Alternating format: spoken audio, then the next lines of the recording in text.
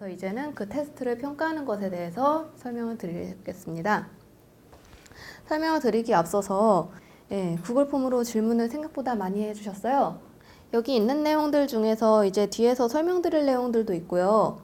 그 다음에 좀 궁금하실 부분들이 있어서 지금 단계에서 설명할 것만 잠깐만 얘기를 하고 넘어갈게요. 표본의 크기를 정하는 부분이 있는데, 그러니까 물론 저희가 아까도 말씀드렸다시피 A/B 테스트에서는 정확한 크기를 정하기는 어렵습니다. 사용자가 얼마나 들어올지 모르기 때문에. 그런데 그래도 갑자기 저희가 버튼 색깔을 바꾼다고 사람들이 뭐 하루에 10,000명 정도 들어오던 서비스가 갑자기 그거 하나 때문에 1,000명으로 줄어들 가능성은 굉장히 적단 말이에요. 그래서 보통은 기존에 저희가 뭐 평균적으로 사람들이 하루에 얼마나 들어오는지 이런 것들을 대충 감을 잡아서, 그러면 대략 뭐 한 일주일 하면은 저희가 뭐 하루에 10,000명이 들어오니까 일주일 하면은 그래도 최소 70,000명은 들어오겠다. 이런 식으로 최소 숫자를 잡고요. 왜냐면은 사실 그 테스트하는 사람이 많은 경우에는 사실 크게 문제가 되지 않습니다. 그런데 다만 이제 사람이 적은 경우에는 뭐 만약에 이거 지금 평가 부분에 더 얘기를 하겠지만 좀 숫자가 너무 작은 경우에는 신빙성이 없을 수가 있어요. 그런 다음에 아까처럼 이제 그 주말도 그러니까 주말 주중을 웬만하면 포함을 해야 된다라고 말씀을 드리는 게, 사실 주중에 뭐 3일 동안 테스트했다가 이거 주말엔 다 소용없다 이야기가 나올 수 있기 때문에, 그래서 가능하면은 이제 뭐 주말까지 포함을 해가지고 하시면 되고요. 그래서 그런 크기는 대충 이 서비스가 하루에 어느 정도 들어오는지를 감이 있는 경우에, 그러니까 뭐 저희가 매일마다 기본적인 지표를 확인하는 서비스의 경우에는 이제 그런 뭐 하루 들어오는 사용자 수 그런 거를 기반으로 해서 정하고요. 그냥 웹페이지 같은 경우에도 뭐 PV를 요즘에는 굉장히 잘 볼 수 있기 때문에 그거 기반으로 사용을 합니다. 만약에 그게 아닌 경우에는 몇 가지 방법이 있는데, 일단 테스트를 오픈을 해놓은 다음에 만약에 내가 목표 숫자가 뭐 10,000명이다 하면은 10,000명 된 다음에 끊습니다. 그런 식으로 쓸 수도 있고요. 뭐 생각보다 사람이 들어오지 않는 경우는 어떻게 하냐, 뭐 내가 기껏 사이트를 열었는데 하루에 1명 들어온 사이트다 라고 했을 때, 하루에 뭐 1명 또 너무한가? 뭐 3명 들어온 사이트다 라고 했을 때는 사실 거기서 웬만한 거를 구해도 좀 신빙성이 없을 가능성이 많습니다. 좀 안타깝게. 그래서 그런 경우에는 뭐 통계 수치를 구하거나 하는 게 좀 무의미할 수 있기 때문에 그냥 그런 건 좀 감으로 감이라 굳이 테스트를 태우지 말고 진행을 하는 거를 조금 더 추천을 드리는 편입니다. A, B를 나눴는데 그 사용자들이 사실 어느 정도, 그러니까 완전히 뭐 랜덤으로 나누는 거기 때문에 그 사용자들이 사실 완전히 동일한 사용자라고는 볼 수가 없는 경우들이 있어요. 그래서 그 사용자들이 테스트를 하기 전에 그 집단의 지표 간에 처음부터 차이가 있었는지 없었는지를 확인을 해주는 게 맞거든요. 그래서 이거 같은 경우에는 그 사용자들을 이제 구분이 되잖아요. 그래서 만약에 뭐 예를 들어서 그 뭐 뒷자리 번호로 구분을 할 거라든가 이런 경우에는 그 사람들이 뭐 예전에 뭐 구매율을 볼 거다 만약에 그 테스트 태웠는데, 그런데 그 사람 뒷자리 간에도 사실 그런 경우는 거의 없겠지만 차이가 날 수도 있기 때문에 그 사람들이 기존의 구매율이 어떻게 되었는지를 이제 나중에 테스트를 하기 전에 볼 수 있으면 전에 보고요. 테스트 할 때 이제 분기를 태우는 경우라면은 테스트를 한 다음에 이 사람이 A군에 들어갔는지 B군에 들어갔는지 그 사람들을 모아서 그 사람들이 테스트 전에 어떤 행동을 했었는지를 같이 분석을 합니다. 그래서 이거를 아니면은 뭐 처음부터 이렇게 분기를 태운 다음에 그 분기를 태웠다가 한 일주일 정도, 뭐 예를 들어서 테스트 기간이 뭐 일주일이다 라고 하면은 그 일주일 전에는 그냥 그 동일한 데서 구매율이 얼마 되는지를 보고, 그 테스트를 태운 다음에는 그 테스트 후에 이제 봐서 비교를 해가지고 보기도 하는데, 사실 그러니까 이거는 기존의 데이터를 계속 쌓아놓고 있으면은 그 쌓아놓는 데이터 가지고 볼 수 있는데, 이거를 굳이 용어를 붙여서 AA 테스트라고도 하기도 하고 뭐 그렇습니다. 그래서 AA 테스트라는 게 있다는 것도 한번 참고를 해주시면 좀 더 좋을 것 같습니다. 그리고 아까 전에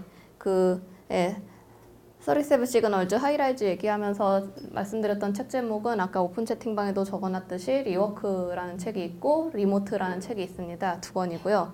다별량 분석과 실험계획법은 어떻게 차이가 나냐면 근데 그 두 가지는 개념이 완전히 다른 거라고 보시면 됩니다. 다별량 분석 같은 경우에도 다별량 테스트는 다별량 실험 중에 하나고요. 다별량 분석 같은 경우에는 약간 다른 얘기이기 때문에 그래서 그냥 그 여러 가지 변수로 하는 A/B 테스트, 그러니까 A/B 테스트의 확장형을 다별량 테스트라고 보시면 되겠고 실험계획법은 모든 전반적인 실험에 대한 계획이기 때문에 이거는 카테고리가 좀 다릅니다. 이제 A/B 테스트를 열심히 앞에서 뭐 게임도 하고 책 페이지도 했으니까 이제 이거를 가지고 결과를 나온 거를 계산을 해야 합니다. 계산을 할 때는 이제 저희가 아까 전에도 이제 앞에서 말씀드렸던 그 사용자들의 사용성이 이제 어떤 뭐 예를 들어 앱에 접속을 하게 되면은 접속을 했어요. 앱에 접속을 하면은 처음 이제 뭐 화면이 뜰 거고 그러면은 뭐 게임이라고 하면은 뭐 이제 현재 내가 뭐 레벨이 몇이고 그런 다음에 내가 선택할 수 있는 뭐 내가 지금 뭐 레벨이 40이라고 했으면은 이제 뭐 41번부터 이렇게 쭉 흐르는 페이지가 있겠죠. 그러면은 거기서 제가 레벨 41을 클릭을 합니다. 그런 다음에 클릭을 하면은 41 페이지가 열리겠죠? 그럼 그 판이 열리면은 열심히 플레이를 해요. 플레이를 해서 내가 죽었는지 살았는지가 나오겠죠. 그러면은 이제 그게 제가 그 게임 앱을 열고 클릭을 해서 게임을 하고 그거를 해가지고 살아서 이제 뭐 이제 다음 페이지로 다음 레벨로 넘어갑니다. 뭐 이런 게 나오는 것까지 이런 게 일종의 사용자의 흐름인데요. 이 사용자 흐름은 여러 사람들이 이거에 대해서 어떻게 사용하는지를 모아놓다 보면은 당연히 처음에 들어온 사람들이 제일 많을 거고요. 그 다음에 그 중에서 한 80%는 클릭을 하겠죠. 그런 다음에 그 80% 클릭한 사람들 중에서 그럼 그 사람들 중에 또 게임을 끝까지 플레이하는 사람들은 또한 그 중에 50% 정도 될 거고 그런 다음에 그 게임을 해가지고 이제 산 사람 그 플레이를 해가지고 통과를 한 사람, 패스한 사람은 한 10%라고 하면은 이게 일종의 이렇게 그 단계별로 나오게 되는데요. 이게 모양이 이렇게 깔때기 같다고 하게 됩니다. 그런 깔때기 모양을 저희는 이제 그 퍼널이라고 하게 되고요. 여기 같은 경우에는 어떤 그 쇼핑몰인데, 쇼핑몰에서 카트, 그러니까 그 장바구니 페이지에 11,842명이 들어갔고 그 중에 41.6% 정도가 그 쇼핑하고 이제 그 빌링 페이지로 넘어갔고 그 빌링 페이지에서 결제 페이지까지 넘어간 사람은 이제 그 중에 82% 이런 식으로 쭉쭉쭉 빠지는 것을 이제 퍼널이라고 합니다. 왜냐하면 이 퍼널을 보여드린 이유는 아까 앞에서도 잠깐 설명을 드렸지만 저희가 A/B 테스트를 할 때는 만약에 이 빌링 단계에서 A/B 테스트를 하게 된다고 하면은 이 카트에서는 11,000명이었는데 이 빌링에서 이제 이 부분에서 통과를 빠져나간 사람 아니면 이 부분에서 살아남은 사람이 얼마나 되는지 이거를 전반적으로 비교를 하게 되기 때문에 일단 이 퍼널이라는 개념을 먼저 설명을 드렸습니다. 이 개념은 이제 흔히 저희가 웹페이지나 아니면 그 사용자들의 뭐 얼마나 들어오는지 이런 것들을 가장 기본적으로 볼 때 보는 것 중에 하나가 우리 각구글께서 만들어주신 구글 애널리틱스를 보게 되는데 거기에서 이 화면을 제공을 하고 있고요. 그 다음에 이런 화면은 이제 전반적으로 사용자들이 어떤 식으로 움직이는지에 대해서 기본적인 이해를 하기 위해서 퍼널을 많이 봅니다. 그리고 이 퍼널의 숫자를 가지고 A/B 테스트를 할 때도 같이 봅니다. 그 다음에 앞에서 지표를 잘 만들었으면은 그것을 당연히 잘 해석을 해야겠죠. 그래서 이 목적 지표를 해석을 하게 되는데 이때 확인을 할 것은 실험군과 대조군의 사용자 집합 크기가 동일한가. 물론 아까 전에 앞에서도 말씀드렸듯이 사용자 집합의 크기가 완전히 동일하기는 어렵습니다. 완전히 동일하면 굉장히 운이 좋은 거겠지만 저희가 사람들은 항상 그 기획한 사람들이 의도하는 대로 움직이지 않습니다. 그래서 동일하긴 어렵지만 그래도 최대한 비슷하기라도 해야 되는데 한쪽은 5만 명인데 한쪽에 1,000명 들어오고 사실 이러면은 물론 5만 명과 1,000명 사이에 일어난 일들도 비교를 할 수는 있는데요. 거의 다 저희는 비율을 사용하기 때문에 비교를 할 수는 있지만 그렇다고 해가지고 이제 그게 테스트가 그럼 제대로 됐냐라고 하면은 이제 제대로 됐다고 볼 수는 없습니다. 그래서 완전히 동일하지는 않더라도 이게 그래도 최대한 좀 비슷하기라도 해야 되니까. 그리고 이 대조군의 사용자 분포가 크게 다르지 않은가. 그러니까 아까 전에도 앞에서 잠깐 언급했었던 그 AA 테스트라든가 이런 거, 아니면 그 사용자들이 이제 실제로 실험을 하기 전에는 어떤 사람들이었는지, 뭐 저희가 구매율을 볼 거라고 하면은 이 사람들이 어쩌다 보니까 한쪽에는 정말로 구매 안 하는 사람들이 몰리지는 않았는지, 이런 것들을 같이 확인을 해 주어야 합니다. 그래서 이런 사용자 분포는 만약에 좀 설계하는 방식에 따라서 테스트를 하기 전에 비교를 할 수도 있고요. 사실 그래서 그렇게 할 수 있으면 가장 좋은데, 부득이하게 그렇게 하지 못했을 경우에도 이런 지표들 가지고 결과를 해석하기 전에는 꼭 한 번씩 해주고 넘어가야 합니다. 그래서 보시다시피 집합의 이제 그러니까 그 대조군과 실험군 크기가 서로 다른 경우에는 어쨌든 일단은 비율을 통해서 어느 정도는 그 비율 숫자를 가지고 판단을 할 수가 있고, 그리고 이때 이런 비교가 뭐 유의한지, 똑같이 비율을 구했다고 하더라도 뭐 100명 중에 3명하고 10만 명 중에 3,000명 같은 경우에는 이게 똑같은 3%라고 하더라도 이것이 똑같은 3%냐라고 하면 아닐 수가 있고, 이제 이게 실제로 비교가 유의한지 안 유의한지 이런 거를 볼 수가 있기 때문에 이런 거 뒤에서 뭐 얘기하겠지만 그 흔히 말하는 통계 가설 검정 뭐 이런 거 얘기할 때 잠깐 하겠습니다. 그리고 사용자들의 분포, 뭐 그러니까 그 아까처럼 뭐 결제율 볼 때 이 사람들의 전액 결제율의 분포는 어땠는지, 이런 것들을 보면서 실제로 두 집단 간의 성질이 너무 다르다라고 하면은 그 테스트를 얼른 멈춘 다음에 그 사용자 추출하는 거 설계를 다시 해가지고 테스트를 돌리는 것이 훨씬 정신건강에도 좋습니다. 그런 다음에 이런 지표를 해석할 때는 당연한 얘기인데, 역시나 당연한 얘기를 제가 계속 하는 이유는 실제로는 당연한 얘기를 당연하지 않게 생각을 하는 경우와 당연한데도 안 하는 경우가 너무나 많기 때문에, 그래도 기억이라도 한 번 더 할 수 있게 하기 위해서 굳이 말씀드리면, 이때 실험으로 값을 얻지만 이 실험으로 얻은 값이 항상 만약에 이번에 개편을 해가지고 테스트를 했더니 실제로 뭐 4%던 게 7%가 됐습니다. 그런데 다음에도 그럼 항상 7%냐라고 하면은 그건 아니거든요. 그래서 이런 실험으로 얻은 값이 항상 그와 동일한 결과가, 이것을 뭐 이제 테스트를 끝낸 다음이라든가 이런 경우에도 그런 동일한 결과가 완벽하게 나타나는 것은 아니라는 것을 꼭 기억을 해두시고, 그런 다음에 이 실험 사용자 크기가 아까도 계속 말씀드린 통제가 되지 않습니다. 되기가 어렵고요. 그런데 이런 경우에도 뭐 생각하고 많이 달랐다고 하더라도 비율로 보는 거기도 하고, 그다음에 이제 약간 그 두 개의 차이가 난다고 하더라도 그 어느 정도의 통계적인 유의성을 가져갈 수는 있기 때문에, 너무 실험 크기가 두 개가 다르다고 정말로 심하게 다른 게 아니면은 거기에 너무 천착하지는 않으셔도 될 것 같습니다.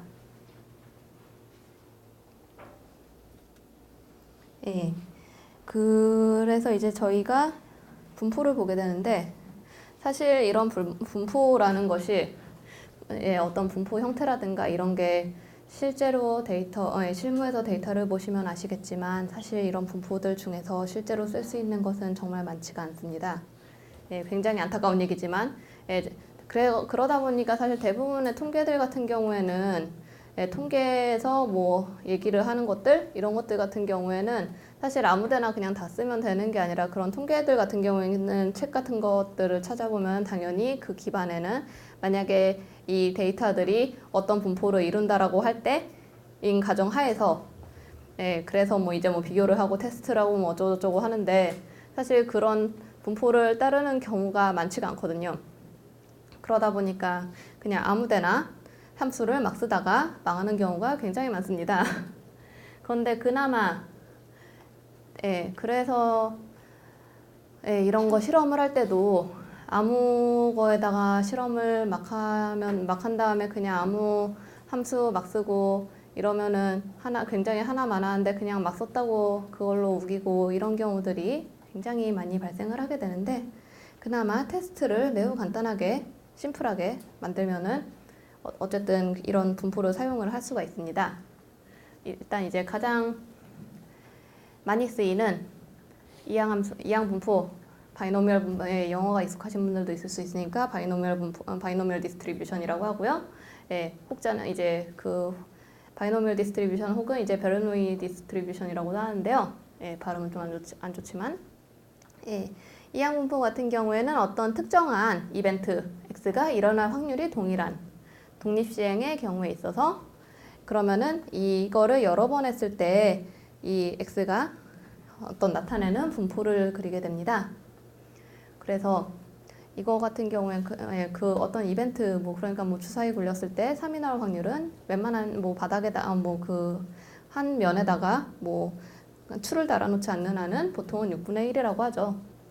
그래서 그런 식으로 어떤 이벤트가 일어날 확률은 뭐 0.5 아니면은 뭐 0.7 이런 경우에 이런 식으로 그림을 그릴 수가 있는데요. 그래서 뭐 여기 뭐 파란 점을 보시면은 P가 0.5고 이 P가 그러니까 어떤 사건 사건 X가 일어날 확률이 0.5 그러니까 뭐 동전 던졌을 때 앞면이 나올 확률 같은 거네요.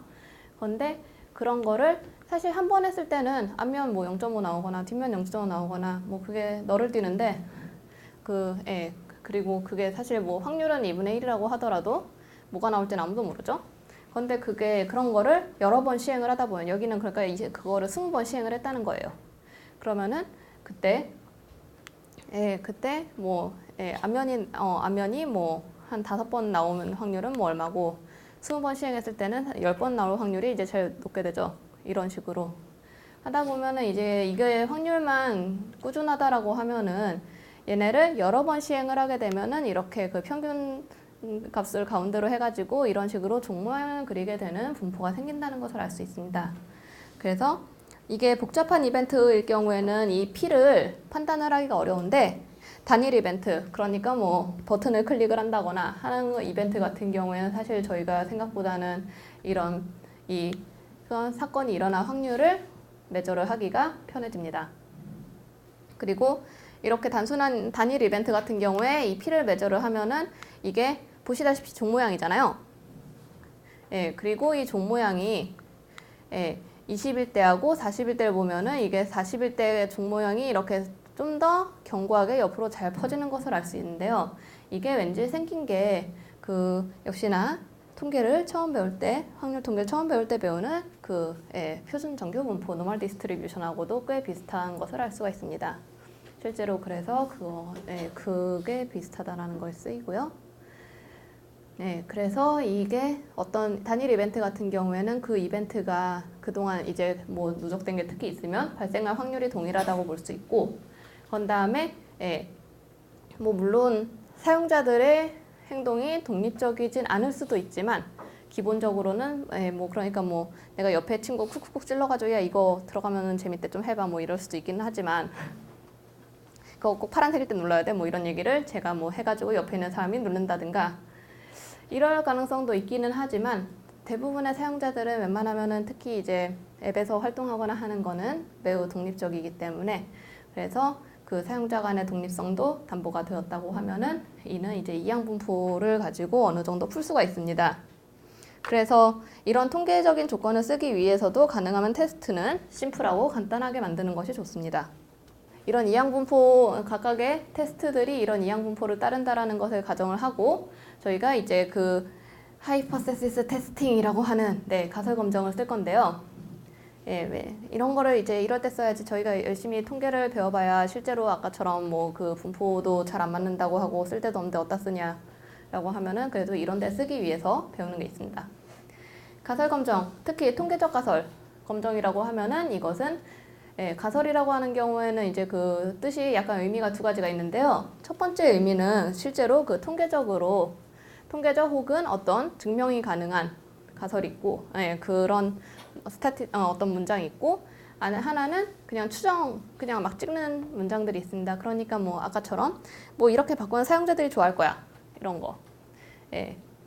그런데 이런 후자 같은 경우도 막 가설이라고 만들어 놓은 다음에 이거를 가설 검정을 해야 된다라고 그 통계적 가설과 그 혼동해서 쓰시는 분들 굉장히 많고요.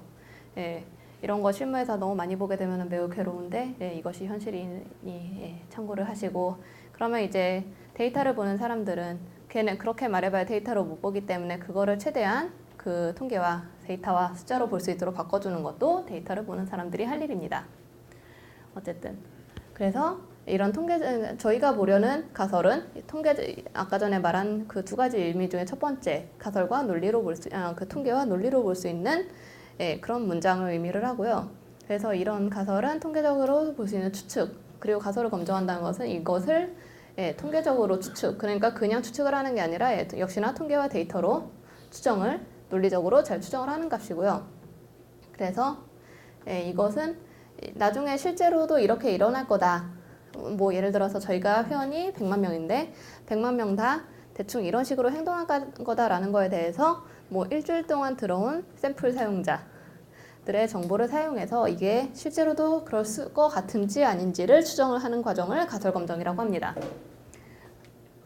그래서 그 가설을 그냥 막 하는 가정과 비교하기 위해 통계적 가설이라고 했을 때는 그런 특정 주장을 어떤 특정 변수, 모수라고도 하고 파라미터라고도 하는 그런 변수에 대해서 나타낸 것을 얘기를 합니다. 그래서 뭐 예를 들어서 이 수업을 듣는 모든 사람들의 평균 만 나이는 28살이다 라고 하면은 이거는 일종의 어쨌든 숫자와 변수가 명확하게 정의가 되어 있기 때문에 통계적 가설이라고 볼 수가 있고요. 그래서 이렇게 가설을 세우면은 이런 가설을 가지고 흔히 말하는 귀무 가설, 영가설 내지는 널 하이퍼세스라고도 하고 그다음에 대립 가설, 대립은 얼터너티브. 그래서 뭐 n0하고 n1로 나타내기도 하고 뭐 그렇습니다. 그래서 이런 귀무 가설과 대립 가설을 만들고 그다음에 얘네를 비교할 유의 수준을 설정을 합니다. 그리고 이거에 대해서 볼 검정 통계량을 설정을 하고 이거를 어떻게 기각을 할지 기각에 대해서 설정을 하며 기각력을 설정하고 이거에 대해서 검정 통계량을 계산을 해서 결과 기반 의사결정을 하는 과정을 가설 검정이라고 하는데 이렇게 한자어를 잔뜩 써놓으니까 뭔가 되게 있어 보이긴 하는데 어렵죠. 말도 헷갈리고. 그래서 이거를 A/B 테스트, 특히 A/B 테스트에서는 실무에서 그냥 막 써야 되기 때문에 최대한 쉽게 풀어서 씁니다. 그래서 A/B 테스트에서도 당연히 테스트를 했으니까 저희가 실험을 했을 때 가설을 검정해서 한 것처럼 A/B 테스트에서도 이런 것을 가설 검정하는 과정을 거치는데요. 귀무 가설 같은 경우에는 아까도 앞에서도 말씀드렸듯이 연가설이라고도 하고요. 그래서 이 연가설 같은 경우에는 그 실험군, 그러니까 저희가 실제로 어떤 실험을 한 집단과 대조군, 물론 저희는 A, B로 나눠가지고 하니까 뭐 A하고 B가 그냥 다르다도 있지만 기본적으로 실험을 할 때는 어떤 실험 조치를 취해주는 그러니까 그 컨트롤 집단이라 그러죠. 하고 그 다음에 이제 거기에다가 어떤 비교를 하기 위해서 그러니까 뭐 아까처럼 게임 새로 만든 스테이지를 넣었다든가 아니면은 버튼을 새로 바꿨다든가 보통 이렇게 하는 거는 이제 기존에 있던 것과 실제로 이거를 할 때 실제로 이게 바꾸는 게 괜찮을 건지에 대해서 하는 거기 때문에 그런 실험군과 대조군 로 나누게 되는데요. 그렇게 실험군과 대조군으로 나눴을 때 결과가 차이가 나는지에 대해서 보게 되고 기본적으로 귀무가설은 차이가 없을 거다라고 보는 쪽입니다. 차이가 없을 거다고 일반적으로 보게 되고요. 그래서 그런 다음에 이제 하지만 우리가 보려고 하는 것은 보통은 이제 차이가 날 거다라고 가정을 하게 되죠. 그래서 저희가 보고 싶은 건 실제로 이게 차이가 나는지 안 나는지를 보고 싶은 거죠. 그래서 이 귀무가설에 대해서 반대가 되는 이제 역이되는 대립가설을 만듭니다. 이 대립가설은 실험군과 대조군이 서로 다르다. 인데 이것도 이제 여러 가지로 나눠서 볼 수가 있습니다. 그래서 그냥 다르다만 볼 수도 있고요. 아니면은 바꾼 게 더 낫다로 볼 수도 있고요. 물론 이 더 낫다라는 거에 대해서 저희가 보려는 수치가 더 작을 수도 있고 더 클 수도 있기 때문에 이거 같은 경우에는 뭐 이제 그 실험군으로 본 결과가 더 크다 내지는 실험군의 결과가 더 작다 이런 식으로 볼 수가 있고요. 그래서 그냥 다르다면은 사실 작아도 되고 커도 되기 때문에 이거 같은 경우에는 이제 뭐 값이 양쪽에 있어 그러니까 어떤 그 기준값을 가운데 뒀을 때 양쪽에 있어도 상관이 없죠. 그래서 이런 거 같은 경우에는 뭐 이제 투사이디드라고도 하고요. 그다음에 한쪽만 보는 경우 그러니까 무조건 작아야 된다, 커야 된다 이런 경우에 한쪽만 보기 때문에 이거는 이제 원사이디드라고 합니다. 이거에 대해서 또 판단하는 거는 한 페이지 뒤에서 다룰 거고요. 예. 그리고 앞에서 기무가설과 대립가설을 만든 다음에 그거에 대해서 일단 유의 수준을 만들어야 된다고 했습니다. 왜냐면은 지금 저희는 통계적으로 보고 있는 거기 때문에 통계에서는 전반적으로 숫자가 딱 떨어지는 경우는 굉장히 흔치 않습니다. 그래서 이게 왜냐면은 아까도 말씀드렸지만 이게 어떤 결과를 100% 담보하는 것도 아니고 거기다가 일반적으로 이것도 그렇지만 전체 사람들에 대해서 다 테스트를 하는 것이 아니라 일종의 샘플링이기 때문에 이 샘플에 대해서 테스트를 한 것이 실제적으로 얼마나 맞을지를 딱 정확하게 짚을 수는 없습니다. 그래서 이게 어느 정도의 확률로 봤을 때 대략 맞을 것이다 정도를 짚을 수가 있는데요. 이거를 이제 뭐 영어로 significance level이라고 하고 유의 수준이라고 번역을 하는데 보통은 사실 유의 수준은 그러니까 당연히 수준이 숫자 뭐 그러니까 뭐 예를 들어서 유의 수준이 99%다라고 하면 좀 굉장히 타이트한 거고 뭐 50%다라고 하면은 뭐 사실 말도 안 될 정도로 넓은 건데 그 정도 숫자로는 쓰지 않고요. 일반적으로는 95%, 그나마 조금 넓게 보려면은 90% 정도를 많이 쓰는 편입니다. 그래서 보통 시그니피컨스를 이제 그 95%라고 했을 때는 그 수치적으로는 이제 그 0.05 정도로 유의 수준이라고 보는 거고요. 그 0.05라고 하면은 그 좀 쉽게 설명을 드리면은 이렇게 분포가 있잖아요. 그래서 저희가 값이 나올 분포는 이제 보통 그 가운데로 나올 가능성이 제일 많고 그래서 이제 그 가운데 이렇게 종 모양으로 있을 때 그 가운데에서 이게 얼마나 어느 정도까지 차이가 나는 어느 정도의 분포 내에서 이 값이 나올 가능성이 많다라고 하는 정도로 보는 건데요. 그래서 0.05라고 하면 이제 끝에 0.05% 잘라낸 거를 그 종 모양에서 이제 그 끝쪽 잘라내고 이 가운데 쪽에 있는 것을 유의 수준이라고 보면은 되겠습니다. 아니다. 그 끝에 쪽. 그 다음에 이제 이 유의 수준하고 같이 보는 것이 유의 확률이 있는데요. 유의 확률 같은 경우에는 역시나 저희 어디선가는 많이 들어봤을 거 이게 뭔지는 모르겠지만 많이 들어봤을 가능성이 많은 p-value라고 하는 것이 있습니다. 그래서 이 p-value 같은 경우에는 그 만약에 귀무가설 그러니까 저희가 뭐 그 실험군과 대조군이 같다고 할 때 그게 맞을 경우 굳이 정의를 하면은 그게 맞을 경우에 얻을 수 있는 결과와 다른 값이 관측될 확률을 p-value라고 합니다. 그래서 p-value가 이제 작을수록 귀무가설에 맞는 데이터가 나타날 확률이 낮기 때문에 그래서 그러니까 대립가설이 됐으면 좋겠다라고 본다고 했잖아요. 그러다 보니까 이 p-value가 작으면은 이제 저희가 보통 이 테스트가 실제로 다른 값이 나타났다고 선택을 하게 됩니다. 그래서 이 p-value가 작은 경우에는 이제 이 귀무가설에 맞을 수 있는 확률이 낮기 때문에 귀무가설이 아니다라고 하면서 자연스럽게 대립가설을 선택을 하게 되는 과정을 거치게 되는데요. 다만 이제 이 p-value 통계 쪽에 조금 관심이 있으신 분이면은 이제 뭐 이 p-value를 항상 믿으면 안 된다니 무슨 뭐 이 p-value의 한계라느니 요즘에 그런 얘기를 좀 보셨을 가능성이 있습니다. p-value 같은 경우에는 여러 가지 이슈들이 있는 원래는 이제 통계 검정에서는 거의 절대 수치처럼 쓰였는데 이제 특히 요즘 들어서 실질적으로 쓸 때는 요즘엔 특히 좀 문제가 많이 나타나는 게 요즘에는 예전보다 데이터 수집이 쉬워져서 그 사용자들도 굉장히 많은 사용자를 대상으로 하고 그 흔히 말하는 빅데이터다 보니까 전반적으로 테스트에 대한 표본 크기들이 굉장히 커졌는데요. 사실 p-value 같은 경우에는 좀 표본 크기 그 계산상의 이슈로 인해서 표본 크기가 커지면 웬만한 숫자가 작게 나와요. 그러다 보니까 이게 웬만하면은 생각하는 대로 이게 답이 나오게 되는 가능성이 좀 있고, 그 다음에 또 여러 가지 특정 경우에 따라서 값이 커지는 문제들이 조금 있습니다. 그래서 이 p-value를 이제 어떤 경우 이제 웬만하면 보지 말아야 된다 또 이런 이슈들도 있다 보니까 여러 가지 다른 대안들이 나오곤 있는데요. 그래도 굳이 지금 이걸 쓴 이유는 그래도 최소한 기본은 알고 넘어가자. 뭐 기본을 알아야 이게 왜 틀린지를 알고 이런 데 왜 쓸 수 있는지 없는지를 좀 더 디벨롭해서 알 수 있기 때문에 일단은 그래도 좀 p-value를 일단은 좀 써보기라도 하고, 그런 다음에 이게 사람도 이게 써봐야 이제 이게 다 된다 안 된다 이거를 알지 그냥 안 쓰고 무턱대고 안 좋다라고 하면 좀 그건 아닌 것 같아서 일단은 그래도 좀 P밸류 이런 게 있고 이런 게 실제로 이런 식으로 작동을 해서 그동안에 얼마나 많이 쓰였고 A/B 테스트에서 지금도 잘 쓰이고 그러니까 차라리 그냥 무조건 안 좋다던데 하기 전에 일단 좀 써보고 넘어가자라는 의미에서 일단은 베이직으로는 이거를 쓴다라는 말씀을 드리고 가도록 하겠습니다.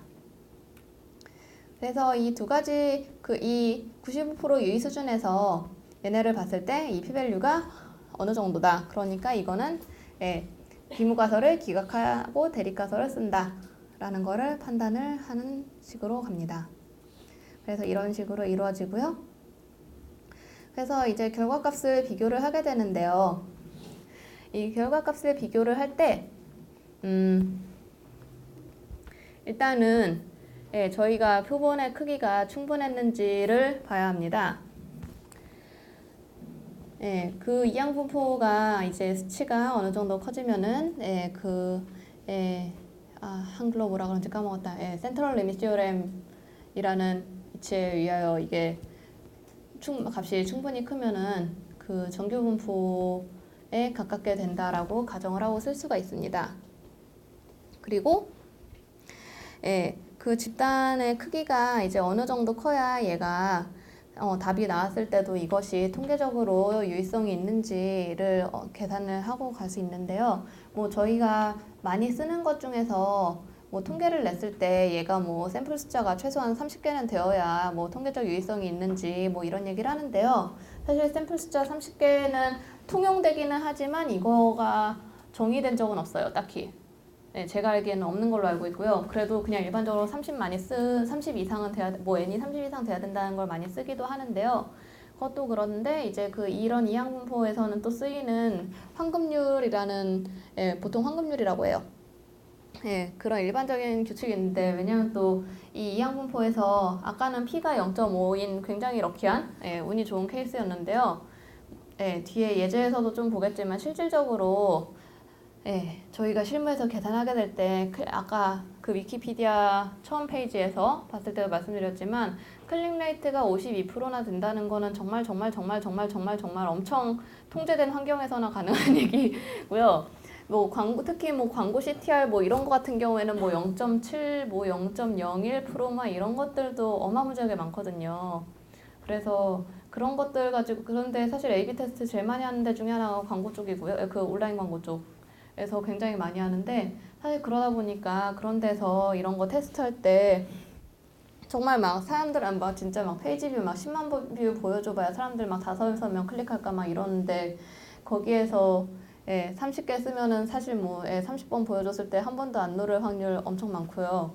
그런데 그러다 보면은 이제 그거를 가지고 뭐 테스트 해봐야 비교를 어떻게 하냐가 되기 때문에 그래서 이때는 이 P의 숫자에 따라서 N이 어느 정도 그러니까 그 기본적으로 얘네가 뭐 예를 들어서 한 0.1% 정도 잡았을 때는 이제 N이 그래도 최소한 이거는 그 페이지를 얼마 정도 노출을 해줘야 이게 좀 테스트를 할 만한지 아닌지 이런 것들을 계산을 해줘야 되거든요. 그래서 이런 경우에는 보통 황금률로 쓰는 거는 NP 곱했을 때 5 이상 혹은 1-P를 곱했을 때도 5 이상 양쪽으로 했을 때를 흔히 황금률이라고 많이 잡아주긴 합니다. 그래서 이거를 체크를 하고 넘어가면 되고요. 만약에 이게 안 된 상태에서 이 정도도 안 되는데 그냥 결과값을 무턱대고 비교를 하면은 그거는 이게 비교가 제대로 됐다라고 보기 힘들 수가 있습니다. 그리고 이 비교군의 해당 지표에 대해서 이제 신뢰 구간을 테스트를 해서 잘 구하고 이 지표 크기가 여기에 들어가는지 아니면은 벗어나는지를 확인을 합니다. 그래서 보통은 이제 그 신뢰 구간 내에 있으면은 만약에 얘가 5%고 하나가 4%였는데 근데 사실 얘네가 이제 모수도 적고 뭐 이래가지고 얘네 비교했을 모수가 크고 해가지고 뭐 이 4% 나온 것도 5%하고 큰 차이가 없다. 그러니까 뭐 그 5%가 그 차이가 사실 뭐 그 1% 정도는 충분히 그냥 뭐 다른 테스트 돌렸을 다른 때는 뭐 걔가 6%도 나올 수 있고 뭐 이 정도다. 그렇다라고 하면 사실 이 5%와 4%는 차이가 나는 게 아니니까요. 그래서 이런 그 실내 구간에 대해서 이런 거 차이가 나는 거에 대한 테스트, 평균 테스트를 해주게 되는데요. 그런 그 각각의 두 개의 집단에서 이 확률과 평균에 대해서 그 크기가 실내 구간 내에 있는지 밖에 있는지를 해주는 것이 저희가 보통 때는 많이 쓰는 것이 이제 그 t-테스트를 가장 많이 씁니다. 이 t-테스트 같은 경우에 이제 그 두 세트의 분포가 동일하고 그 모수의 차이가 어느 정도, 그 모수가 차이가 뭐 블라블라 하고 한 것들이 있는데 그런 거를 이제 지금 저희 전반적으로 이 A/B 테스트를 심플하게 잘 만들었을 때는 만족을 하고요. t-테스트는 사실 그 분포와 표준 편차, 그 평균 표준 편차 확률 세 가지 가지고 계산을 할 수 있지만 그것까지 계산하기는 귀찮기 때문에 대부분은 함수를 씁니다. t-테스트는 굉장히 기본적인 함수기 때문에 가설 검정에서 가장 기본적인 함수기 때문에 뭐 엑셀에서도 심지어는 쓸 수가 있고 R도 있고 파이썬도 있고 심지어는 이거에 대해서는 그 뭐 A/B 테스트 캘큘레이터라고 구글에 쳐보시면은 굉장히 많이 나옵니다. 웹에 간단한 계산이기 때문에 웹에서도 해주고요. 저기 예제로 제가 심지어 페이지도 하나 올려놨는데요. 쓰시면 되겠고요. 지금 이 얘기를 하자마자 질문이 하나 올라와서 보고 넘어가면은 테스트 결과를 샘플링을 필요하면은 샘플링을 하기도 하는데요. 그것도 역시 그 샘플링 케바케고요. 그 샘플링을 하더라도 저 MP 같은 거는 확인을 해가지고 숫자를 어느 정도 신빙성 있는 숫자를 샘플링을 해주는 것이 좋고요. 그 다음에 샘플링한 걸로 가설 검정을 했을 때 신뢰성이 있는지를 담보하기 위해서 쓰는 것이 t-테스트 같은 것이 되겠습니다.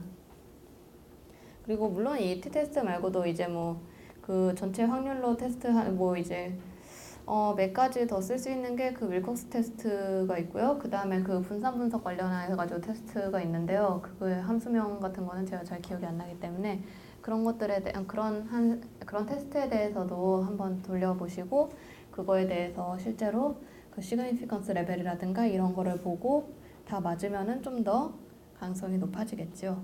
그래서 이거 같은 경우에는 좀 설계하기에 따라서 다를 것 같고요. 샘플링을 하지 않고 그냥 처리를 할 수 있으면은 그냥 처리를 하시는 게 가장 좋습니다. 사실 테스트 자체도 전체 유저에서 샘플링이 된 거기 때문에 그러다 보니까 여기에서 사실 더 샘플링을 하는 거는 사실 그렇게 좋지는 않습니다. 특히 아까 말씀드린 대로 그 뭐 CTR이나 이런 것처럼 확률이 굉장히 낮은 경우에 테스트에 대해서는 이거를 또 샘플링을 하는 거는 좋지는 않고요. 요즘에 컴퓨팅 파워가 굉장히 좋기 때문에 사실 100만 단위 데이터 통계는 굉장히 잘 냅니다. 그런 거는 감안을 해가지고 보시면 될 것 같습니다. 그래서 가장 간단한 형태의 케이스 스터디를 몇 개를 살펴볼 건데요. 이거는 지금 이 세 가지는 다 실제 사례들을 긁어왔고요. 이거 같은 경우 이제 보험회사의 온라인 광고입니다. 그래서 원래는 그 보험회사에서 싸다는 것을 광고하기 위해 이렇게 여기 숫자까지 다 써주면서 광고를 냈었는데 생각보다 CTR이 너무 안 좋게 나와서 그래서 이 이런 식으로 이제 좀 더 글자는 줄이고 뭔가 감성적으로 다가가는 광고를 올리려고 하니까 역시나 또 반대에 부딪혀서 그렇게 비교를 해보면 되지 않냐 라고 싸우게 되었습니다. 그래서 실제로 광고 효과를 보기 위해서 이게 구체적이지 않은 광고 문구가 오히려 구체적이지 않을 경우에 사람들이 반응률이 더 높아질 것이다 라고 생각을 했고요. 그래서 이 두 가지 광고 배너를 랜덤으로 띄워줘서 사람들이 어떤 식의 광고에 더 많이 반응하는지를 살펴봤습니다. 그래서 이때 채널에 따라서 그 광고를 올리는 곳에 따라서도 당연히 사람들이 달라질 수 있기 때문에 동일한 광고 채널에 대해서 그 뭐 1초별로 몇 초마다 바뀐다든가 하는 식으로 광고 게재를 하기로 했고요. 그래서 이 동일한 시간 동안에 임의로 두 광고를 바꿔가면서 사용자가 얼마나 더 클릭을 하는지를 살펴봤습니다. 그런데 여기서는 사실 자세한 숫자를 오픈을 하진 않아서 숫자는 이제 제가 좀 임의로 넣었는데요. 그래서 실제로 본 지표는 그 클릭률을 봤고요. 그래서 클릭률을 봤더니 이제 A의 클릭률 같은 경우에는 그 1.8%. 1.8%. 정말 제가 넣었잖아. 너무 말도 안 되네요. 사실 1.8% 엄청 잘 나오는 거라. 예. 그리고 B의 CTR 같은 경우에는 7.4%가 나왔어요. 예.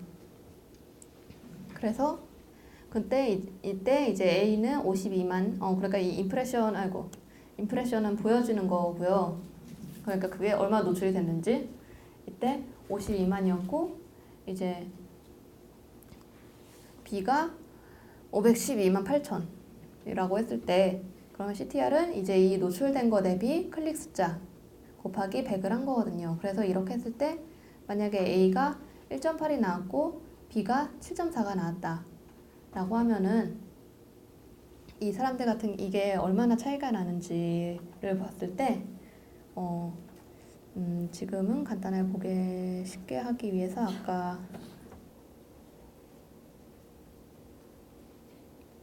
그래서 뭐 아까 전에 52만 명이었던가요? 그런 다음에 B가 512만. 예, 얘가 여기서 1.8%면은 9,360명이고요.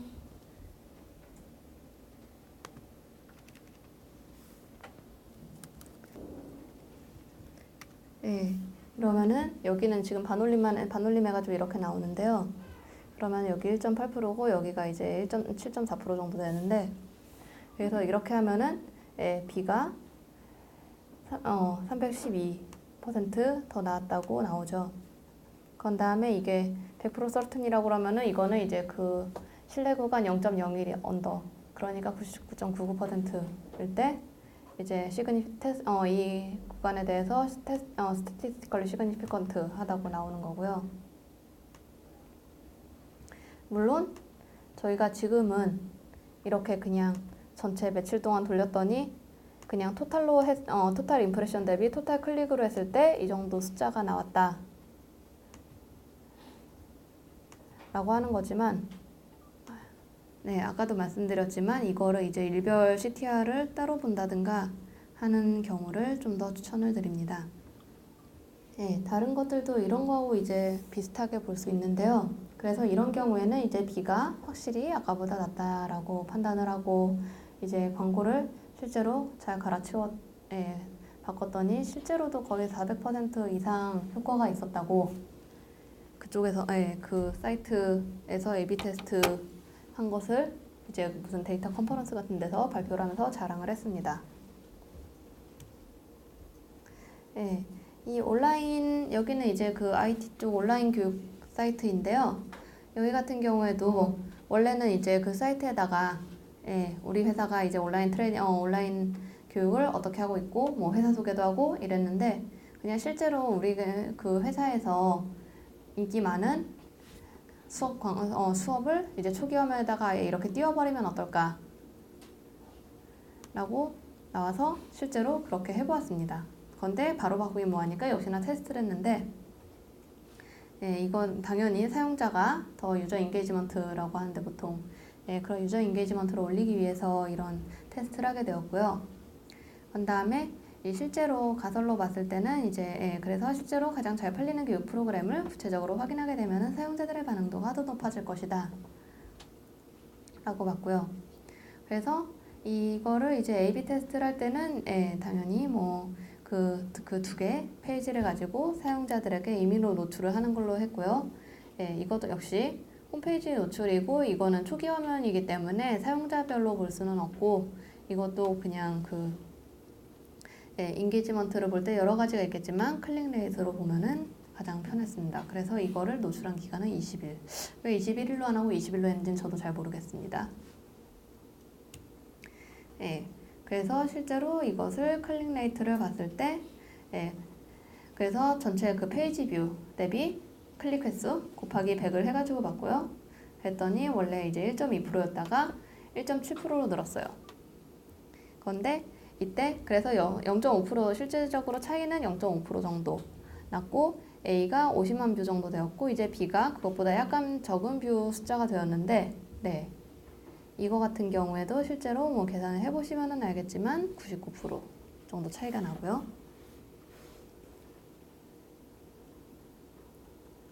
네, 이거 같은 경우에는 결제.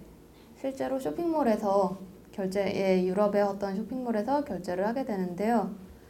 판매량이 이제 증가했을 때, 판매량을 증가시키고 싶은데, 판매량을 증가시키게 하려면 일단 물건을 장바구니에 잘 담아야 되고, 근데 장바구니에 잘 담을 때, 뭔가 사용자들이 우리 사이트가, 왜냐면 세상에는 이제 그냥 소 쇼핑몰이라고 하던가요? 아무튼 그런 식으로 이제 그냥 작게 만든 쇼핑몰들이 많다 보니까 그거에 대해서 이제 좀 더 우리 사이트는 안전하다라는 것을 사용자들에게 보여주면은 좀 더 좋아하지 않을까 라고 생각을 해서 이거를 장바구니에 담는 시점에서도 우리 사이트가 실제로 어떤 결제에 대한 신뢰도가 있고 그 다음에 결제에는 어떤 카드들로 할 수 있는지 정보를 보여주면은 사용자가 더 구매를 잘할 것 같다 라고 생각을 해서 기존의 사이트와 그 다음에 거기에다가 어떤 신뢰 정보를 추가한 사이트를 사용자들에게 일주일 동안 제공을 해보았습니다. 임의로. 예. 그래서 예, 대략 원래 올라가는 게 원래 이제 A 쪽 원래 같은 경우에는 0.8% 그다음에 새로 바꾼 게 1% 정도가 나왔습니다. 이렇게 사실 바꾼 거는 물론 사용자들이 최종적으로는 구매율을 높이기 위한 것이 목적이긴 합니다. 당연히.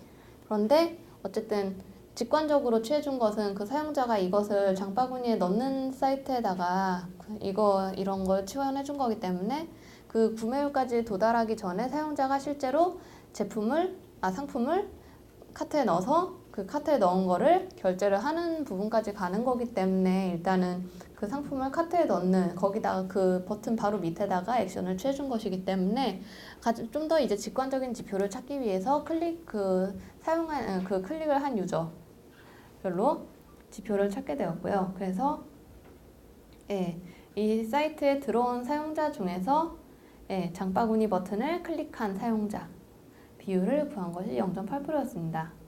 이때 A가 12,100 유저 정도 되었고 이제 그 다음에 B가 11,900 유저 정도 되었습니다. 그러면은 이제 아까 사이트라든가 같은 것을 가지고 한번 그냥 간단하게만 테스트를 해보시면 되겠습니다. 과연 이의 비교는 합당한 것이 이때 B가 더 크다고 볼 수 있는 것일까 없는 것일까? 이거는 이제 테스트를 뭐 해보셨으면 아시겠지만 사실 그 만약에 R이나 파이썬에 있는 그 tTest 함수 가지고 쓰셨다면은 거기에 이제 신뢰 구간도 같이 넣어주실 텐데 99%로 하면은 아마 안 될 거예요. 이 경우 같은 경우에는 그 신뢰도가 95% 정도 됐을 때 기각한다고 나올 거고요. 그래서 이런 경우에는 95%면은 어느 정도 리저너블한 숫자이기 때문에 실제로 이거를 쓰고 안 쓰고는 처음에 유의 수준을 어느 정도로 정해주시는지에 따라서 달라질 수 있을 것 같습니다. 그래서 지금은 사실 가장 간단한 사례들을 봤고요. 이게 원래 실제로 볼 때는 데이터들도 많고 만약에 뭐 어떤 툴을 쓰시는 게 아니라면은 그 로 데이터를 다 보셔야 될 테니까 로 데이터들이 굉장히 많을 거라서 보시기 좀 힘드실 수도 있다 보니까 이제 주로 집계 값을 많이 사용을 하게 되고요. 아니면은 전체 아까 지금 오픈 채팅창 보니까 이제 그 파이어베이스 얘기도 잠깐 나오는데 파이어베이스 그러니까 뭐 GA 같은 경우에도 그 GA에 이제 흔히 말하는 앱 쪽으로 된 게 파이어베이스니까요. 그쪽에서도 이제 보통 퍼센테이지를 그 사용자들에게 노출되는 그 A/B 테스트 중 노출되는 퍼센테이지를 정해주는 식으로도 컨트롤을 하기도 하는데요. 그거는 그 쓰는 경우마다 다를 것 같아요. 그러니까 파이어베이스를 이제 전적으로 쓰는 경우도 있고 아니면은 어떤 그 서비스 어떤 그 다른 컨텐츠 뭐 이런 걸로 쓰는 경우에는 이제 그 내부 로그를 가지고 직접 그 내부 데이터 가지고 분석을 하는 경우도 있고 그래서 그거는 약간 케바케로 이제 쓸 수가 있습니다. 좀 말이 꼬이네요. 그래서 뭐 다 그렇게 쓸 수 있는 경우도 있고 아닌 경우들도 있다라는 것만 참고로 하시면 될 것 같습니다.